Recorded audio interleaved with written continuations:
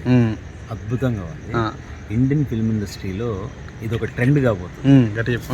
అంటే మీరు ప్రీవియస్ తీసుకుంటే మన ఈ పాన్ ఇండియా మూవీస్ తీసుకుంటే ఇది వేరే లెవెల్లో ఉంటుంది. ఎందుకంటే మన శంకర్ గారు అంటే ఇండియాలో ది బెస్ట్ డైరెక్టర్. అంటే మనకు గ్రాఫిక్స్ అంటే ఏంటో తెలియని సమయంలో ఎన్నో గ్రాఫిక్స్, ఎన్నో అద్భుతాలు సృష్టించిన వ్యక్తి ఆయన. ఇప్పుడు రామ్ చరణ్ గ్లోబల్ స్టార్ అయిపోయారు.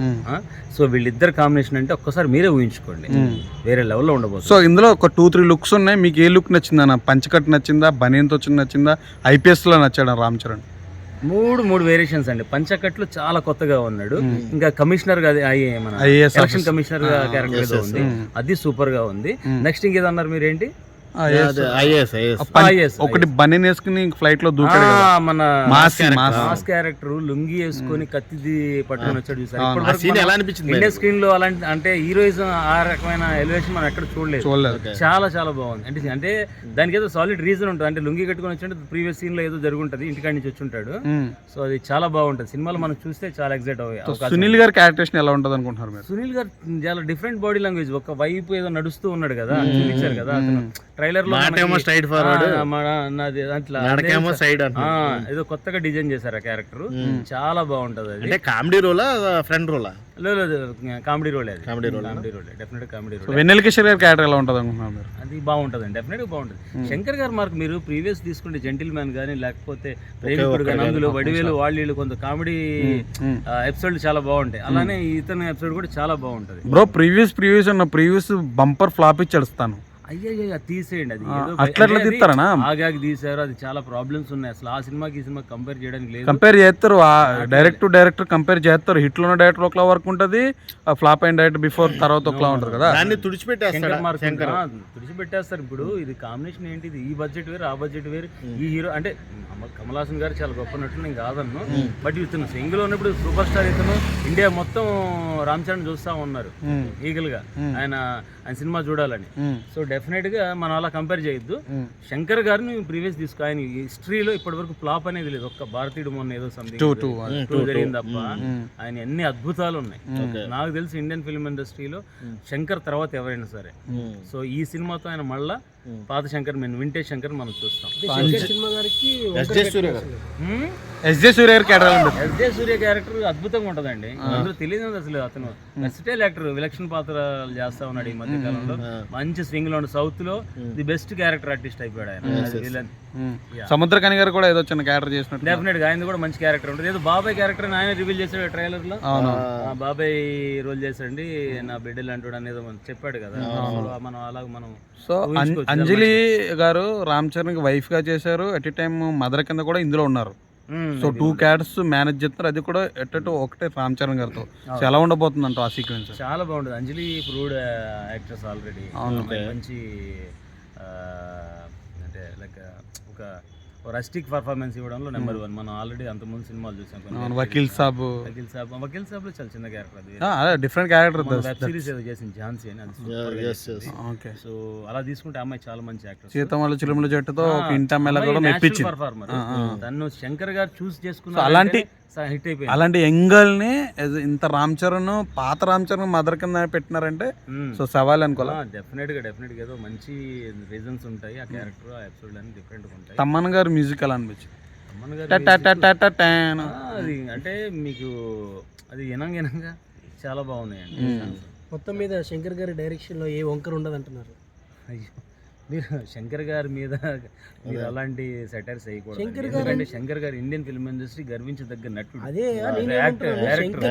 ఎక్స్పెక్టేషన్స్ ఎలా ఉన్నాయన్నా? పిచ్చెక్కిపోయింది నిజంగా, మైండ్ పోయింది నాకైతే. ఆ ట్రైలర్ చూస్తే ఏంటి పోయి అది ఏంటి శంకర్, అసలు మనుషులు బతకలేవా, నువ్వు చంపేస్తావా ఏంటి, ఆ రకంగా ఉంది ట్రైలర్ నిజంగా. బాబోయ్, ఒక రకంగా చెప్పాలంటే ఆ భారీ కటౌట్ కి రామ్ చరణ్ ట్రైలర్ కి బాగా సింక్ అయింది భయ్య. నెంబర్ 1 ట్రైలర్ ఈ మధ్య కాలంలో.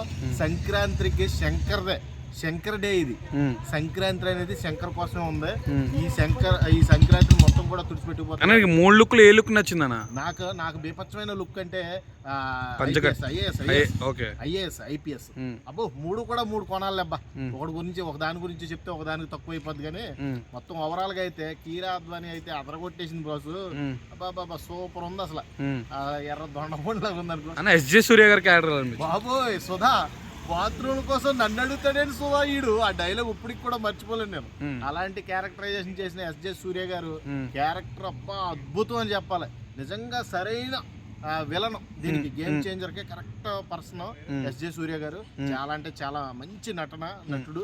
అలాంటి వాడిని మంచి రోల్ లో పెట్టడం, అపోనెంట్ రోల్ లో పెట్టడం చాలా అంటే చాలా హైప్. చాలా షార్ట్స్ లో రామ్ చరణ్ గారు కూడా కొంచెం టేకప్ చేసినట్టు అయిపోయింది కదా. అవునవును, చాలా ధీటుగా ఉంది. ఎలా అంటే పొలిటికల్ క్యారెక్టర్ లోనేమో రామ్ చరణ్ డిమాండ్ చేసినట్టుగా అనిపించింది ఎస్జే సూర్య, అర్థమైందా? కానీ రామ్ చరణ్ క్యారెక్టరైజేషన్, ఆ సూటు, ఆ బూటు, మాస్ క్యారెక్టర్ అయినా సరే, ఐపీఎస్ క్యారెక్టర్ అయినా సరే, లేకపోతే మన పొలిటికల్ క్యారెక్టర్ అయినా సరే, అన్ని కూడా ఎలా ఉన్నాయంటే విలన్స్ కే వణుకు పుట్టేలాగా ఉన్నాయి, అర్థమైందా? అంటే ఎస్జే సూర్యని సరైన మొగుడు ఎవర్రా అంటే రామ్ చరణ్.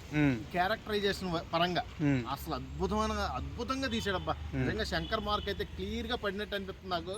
ఈసారి మొత్తం సునామీయే, కలెక్షన్ సునామీ. సో ఎస్జే సూర్య వచ్చిన తర్వాత సముద్రానికి కొంచెం ఛాన్సులు తగ్గినట్టు అనిపిస్తుంది, మీకేమనిపిస్తుంది? అదేముండదు, ఎవరి దాకా ఉంటుంది. కానీ సముద్రానికి ఎస్జే సూర్యకి సంబంధం ఉంది. ఎవరి క్యారెక్టరైజేషన్ వాళ్ళ సినిమాలో వాళ్ళు బిజీగా ఉంటారు. ఈయన ఈ సినిమాలో వచ్చాడు. సునీల్ క్యారెక్టర్ ఎలా అనిపించింది? Comedy character, straight forward character. కానీ స్ట్రైట్ ఫార్వర్డ్ కానీ సైడ్ కి నడుపుతాడు అనమాట. కొంచెం యాక్టివ్ కూడా అలా కూర్చున్నాడు కదా. వెన్నెల కిషోర్ ది సునీల్ ది బాగుంటది, అంటే ఫన్ జనరేట్ అవుతుంది అనమాట. ఇక వెన్నెల కిషోర్ అయితే స్కాన్ చేస్తున్నాడు ఐ గ్లాస్ అదే. మొత్తానికి ఇలాంటి కమెడియన్స్ అంటే టాప్ మోస్ట్ కమెడియన్స్ వీళ్ళిద్దరు కూడా ఒక టైంలో. ఇప్పుడంటే ఏదో ఫ్రెండ్ రోల్ చేస్తున్నారు కానీ సునీల్ ఒక టైంలో బ్రహ్మానందం మించిపోయిన కామెడీ చేశాడు. అలాంటి వాడు మళ్ళీ ఒక్కసారి ఈ యాంగిల్ చూద్దాం అనిపిస్తుంది నాకు కూడా. స్ట్రైట్ ఫార్వర్డ్ అంట, సైడ్ గా నడుపుతాడంట. అది కూడా ఒకసారి. ఏనుగుల గురించి ఫస్ట్ డైలాగ్ ఎలా అనిపించింది అన్న? మామూలుగా లేదు, 100 ముద్దలు తిన్న ఏనుగుకి ఒక ముద్దు వదిలేస్తే ఏమీ అవదు.